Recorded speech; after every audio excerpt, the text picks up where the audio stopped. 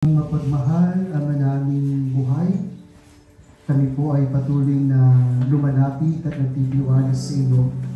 Ikaw ang Diyos na aming pahinga at ikaw ang nagbibigay ng aming paghinga.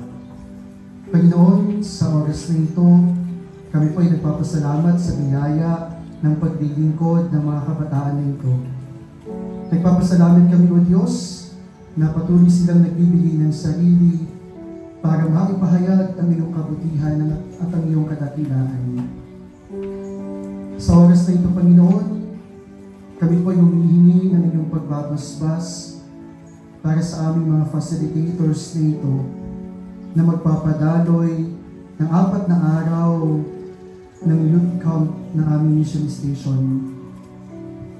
Gamitin niyo po, Panginoon, ang kanilang mga talento, ang kanilang karunungan, ang kanilang kakayahan upang makapagbigay puri sa iyong dakilang pangalan.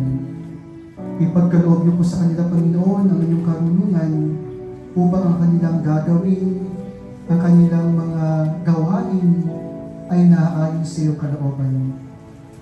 Sa kabila, Panginoon, ang kanilang mga kahinaan, bigyan niyo po sila ng kalakasan upang matapos ang youth camp na ito na sila din ay nagbibigay lakas sa kanilang kapwa kabataan.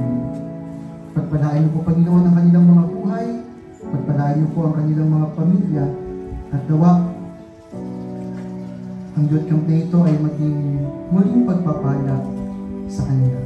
Ito ay aming hinihiling sa matamis sa pangalan ni Jesus na aming Panginoon.